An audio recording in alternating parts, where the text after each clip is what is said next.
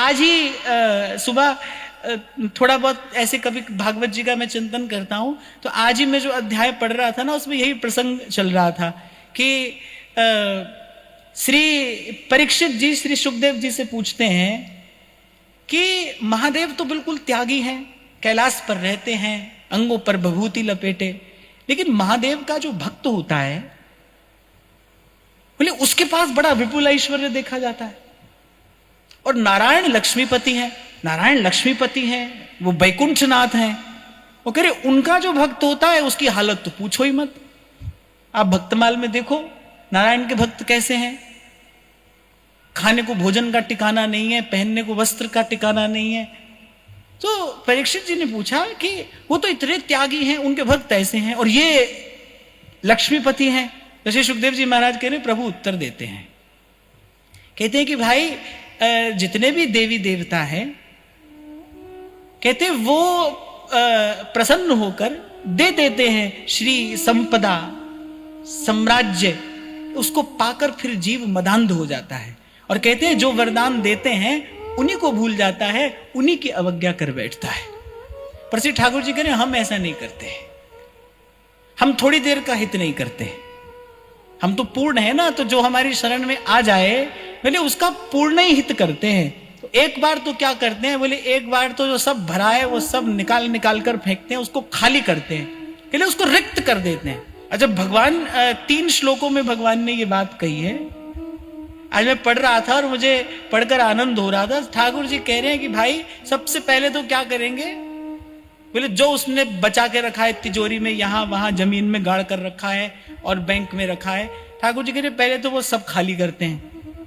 फिर जब वो सब खाली हो जाता है तो कह रहे बंधु बांधव, उसके नातेदार रिश्तेदार सब उसको छोड़ देते हैं, क्योंकि जगत में तो झूठी देखी प्रीत, आपसे कोई हाथ नहीं मिलाता है भाई, आपको कोई बैठने के लिए कुर्सी नहीं देता है, आपकी जेब में जो है ना उसको आसन दिया जाता है, उसको स्थान दिया जाता है। जीव का आदर तो केवल भगवान करते हैं। एक दरबार है जहां पर दीन का आदर होता है। बताओ संसार में कोई दरबार ऐसा हो जहां दीनहीन का आदर होता हो? दुत्कार दिया जाता है दीनहीन को, तो है भीतर मत आना, यहां कैसे बैठ गए। एक भगवान का दरबार ऐसा है जहां दीन का आदर है। क्या 8-10 बरस पहले की बात होगी शायद, दिल्ली में कथा हो रही थी, शाह ऑडिटोरियम की बात है ये। तो वहां की कोई बहुत बड़ी संस्था थी, उन्होंने कथा कराई। अच्छा, मैंने पूरी इस यात्रा में 1-2 जगह ही कहीं संस्थाओं द्वारा आयोजित कोई कथा सत्संग का कार्यक्रम किया, क्योंकि मुझे वो लोग जमते नहीं थे, उनका तरीका अलग था, हमारा तरीका अलग था। तो पहले दिन मैंने क्या देखा, वो जितने संस्था के लोग थे वो सब गुलाबी गुलाबी कुर्ता पहनकर और पहली दूसरी तीसरी पंक्ति में आकर सज धज कर बैठ जाए। 3-4 दिन का एक कार्यक्रम था, हमने कहा चलो ठीक है। अब दूसरे दिन तो क्या हुआ, किसी माता का एक भाव लिखा हुआ मेरे पास आ गया कथा शुरू होने से पहले ही। उस माता ने कहा कि मैं 3 घंटा पहले यहां पर आ गई थी और इसमें से एक व्यक्ति ने मुझे बहुत बुरी तरीके से डांट कर और पीछे बैठ जाने को कहा, और ये कहा कि तुमको पता है इस हॉल का कितना पैसा हमको देना पड़ता है। अब मैंने कहा भाई कथा तो होती रहेगी आगे पीछे, पहले ये व्यथा दूर करनी चाहिए। तो सबसे पहले तो मैंने कहा ये जो गुलाबी गैंग बैठा है ये बिल्कुल हॉल से बाहर चले जाओ। मैंने कहा सब बाहर निकलो। अच्छा, और सब दिल्ली के मुझे लगता है लब्ध प्रतिष्ठ लोग रहे होंगे। मैंने कहा सबसे पहले तो ये सब उठ के बाहर जाओ। मैंने कहा एक सत्संग ही तो प्रभु का दरबार है जहां दीन का आदर होता है। मेरे लिए मेरा श्रोता भगवान का रूप है। मैंने कहा भाई आपको क्या पता, वो जो माता आई है वो सुबह 3 घंटा पहले जगी होगी। 3 घंटा पहले जो यहां आकर बैठी है वो 3 घंटा पहले बेचारी जगी होगी, उसने अपने घर का सारा काम निपटाया होगा और यहां तक पहुंचने के लिए उसके पास कोई ड्राइवर वाली गाड़ी भी नहीं होगी। वो बेचारी जाने कैसे चल के यहां तक पहुंची होगी, आपने कैसे उसको पीछे बैठा दिया। एक यही तो दरबार है, एक यही तो स्थान है जहां दीन का आदर होता है। जीव का आदर भगवान करते हैं, संसार नहीं करता है भाई। कहते रहो नेता अपना भाषण देते रहे समानता का अधिकार, समानता का अधिकार, कुछ नहीं है भाई, संसार न दे सकता, संसार के पास है ही नहीं, देगा कहां से। ये कार्य तो प्रभु के दरबार में होता है। प्रभु दीन का आदर करते हैं। तो भगवान ने कहा कि भाई जब खाली हो जाता है ना, सब छोड़ के चले जाते हैं उसको। फिर वो बेचारा उद्योग करता है, कोई वस्तु को प्राप्त करने का उद्योग करता है, उपक्रम करता है। और ठाकुर जी कह रहे हैं, अब कहने के लिए भी बड़ा हृदय चाहिए। ठाकुर जी कह सकते हैं, बोले उसके सारे उद्योग भी मैं निष्फल करता चला जाता हूं, उसका एक भी काम में ठीक नहीं बैठने देता हूं, एक भी काम में मैं उसको सफल नहीं होने देता। बोले फिर वो बेचारा जब सब ओर से निराश होकर हार जाता है, फिर आता है वो हमारे पास। कहां जाएगा?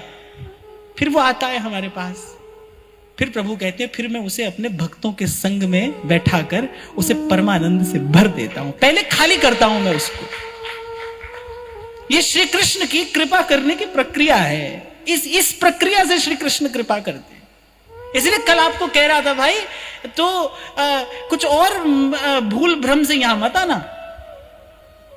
या तो बनता बनता काम बिगड़ जाता है।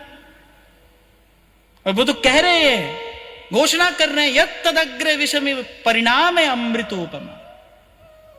बोले रास्ता तो ऐसा है भाई, पहले तो जहर पीना पड़ेगा, पहले तो विष का प्याला हाथ में आता है, कोई अपना ही लाकर देता है, पर कौन मिटाए उसे जो तैयार हो जाए इसको पीने के लिए, जो लौटा ना दे, जो आती प्रतिकूलता को लौटाए नहीं, स्वीकार कर ले।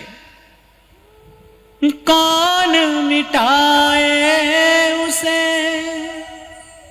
जिसको राखे पिया,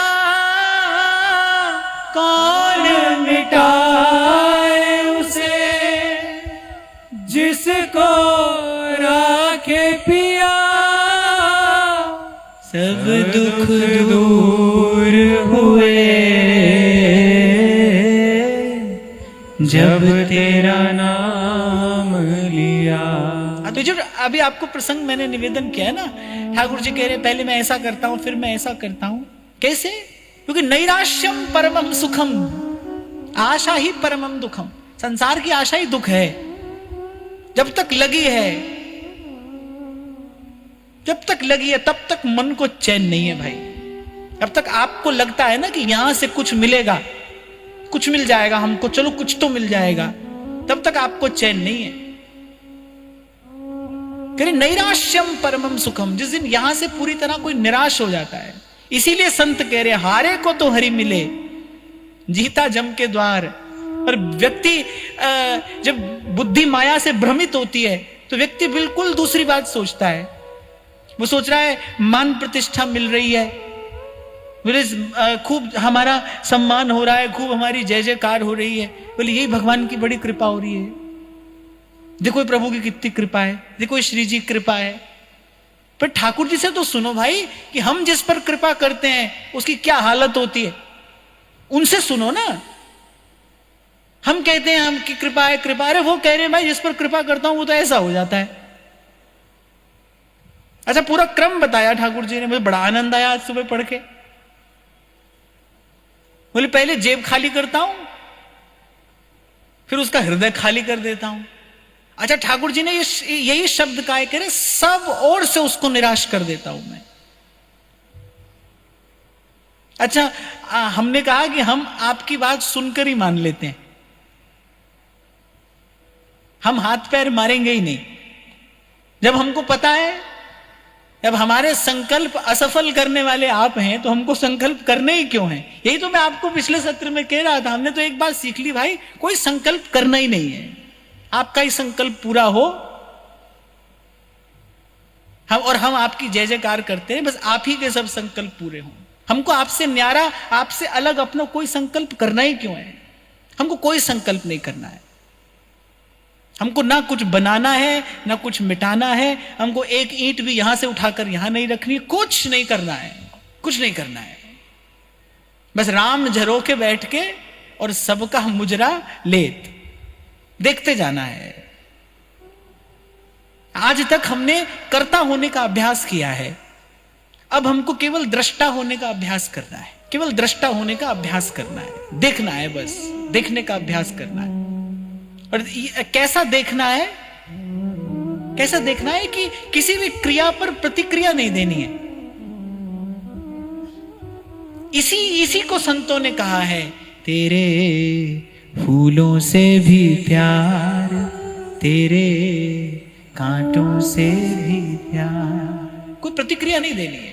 और एक बात तो मैं ये अपनी ओर से आपको कह रहा हूं कि भाई जीने का आनंद तो ऐसा होकर ही है कि थोड़ा सा संतों की कृपा से, धाम की कृपा से जो हमको थोड़ा सा अनुभव हो रहा है वो यही हो रहा है कि जीवन का वास्तविक आनंद तो यही है कि बस प्रभु का जय जयकार करते चले जाइए और जैसी जाकी भावना वैसा ही फल देती। इसी का अभ्यास करना है, यही ज्ञान है।